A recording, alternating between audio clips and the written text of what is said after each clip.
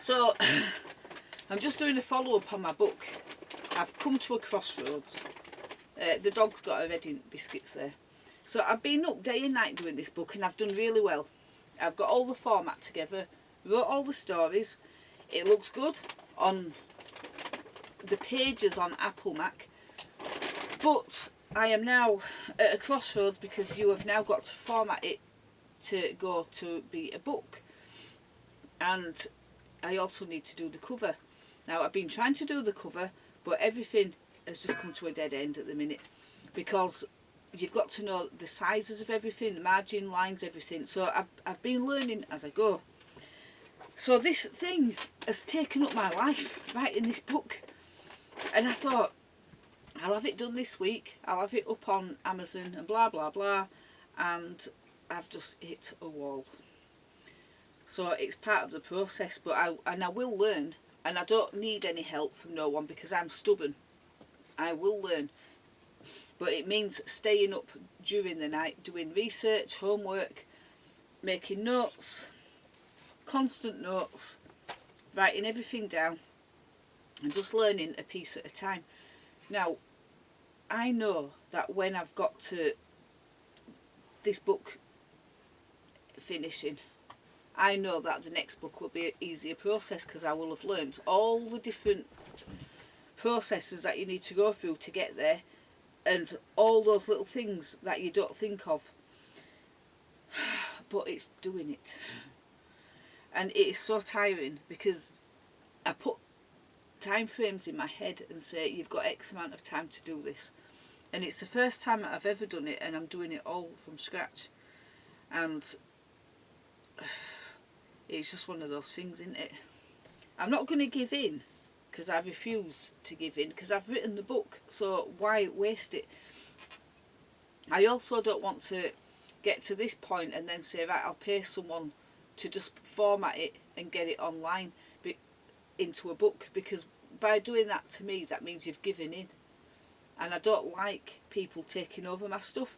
It's like, this used to happen to me all the time, and it drives me mad. So I remember doing things like decorating, and my partner would sit there watching me, and I'd no, stop it. I would do the old room, and I'd get to the last corner of a room, and then they'd come on and go, you don't do it like that. And then they'd take over, but they'd take over as everybody turned up, and then they'd take the glory for decorating the house when I'd done it all. I don't like people taking over my stuff, and so to me, giving in now and telling somebody to come and finish it off defeats the whole purpose of what I'm doing. So it is a process. When I've learnt it all from scratch, I can teach anybody from scratch, because I do beginners level 1 on everything. I don't believe in being professional. About 10 years ago, I went to a writers club on the Isle of Ling, and I'd literally just moved there, and I thought, oh, this is my dream. So there's an author there, and she's doing a writer's workshop, and it was great. I thought, oh, I'm going to love this. So for a full day we were there, and she said, by the time you're finished at the end of the day, I will have got everybody up to speed with the basics and stuff. Everybody who was there was great. Everyone. They were already writers, but they were just there brushing up on the skills and meeting up with other writers. But what I found is that when I handed her my writing, she just looked at it and went, oh.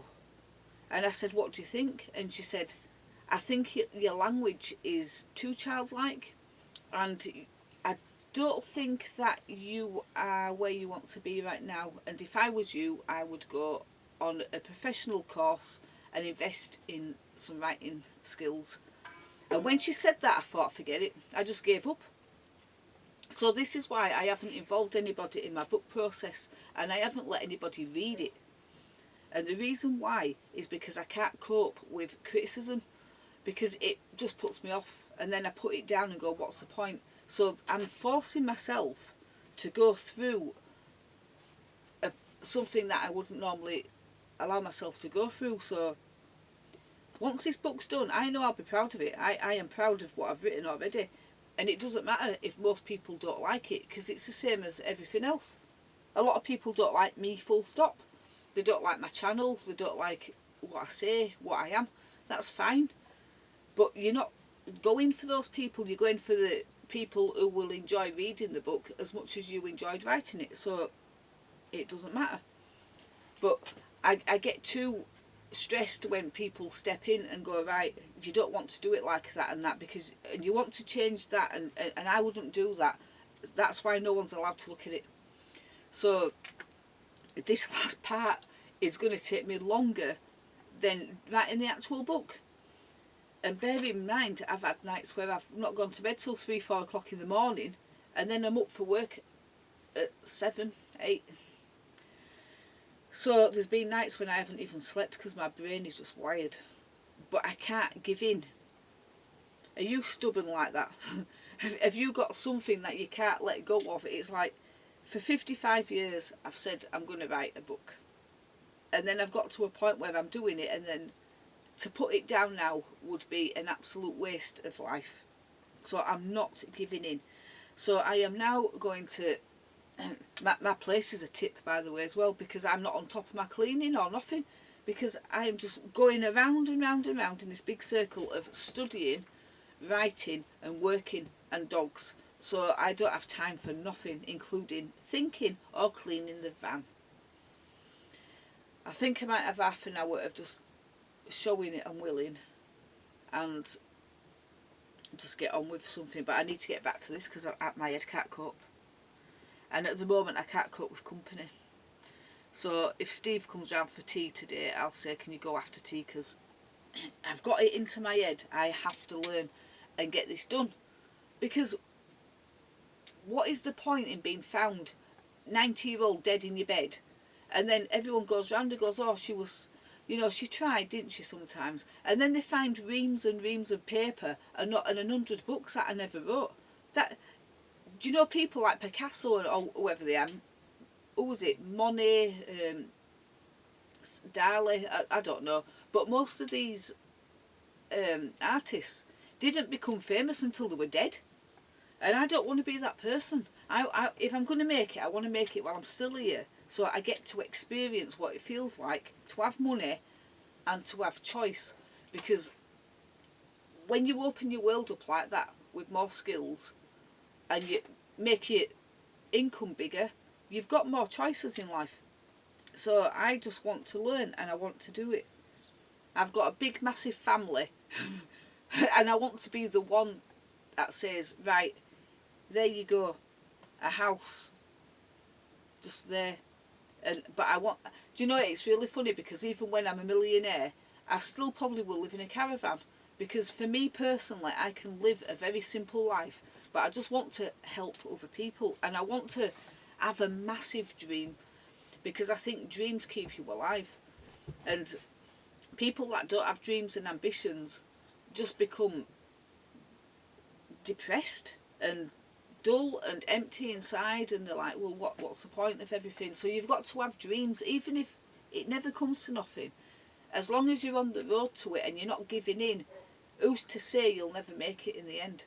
So I will not give in. So I'll try and do some cleaning. I'm going to get a cup of tea, and then I'm going to open this up again and try not to blag my head, and see if I can go right back to step 1 of how to do a book cover, put it onto a template, put it onto Apple Mac Pages, get it to the right size, get it into the right file, get it over to KDP, get it printed. I will go for now. I don't know when I'm doing the next vlog. I might come back tomorrow and go, I can't take anymore. Right, I will see you in the next one. Keep your fingers crossed, because my brain is fried at the moment and I don't even know my name. Bye bye for now.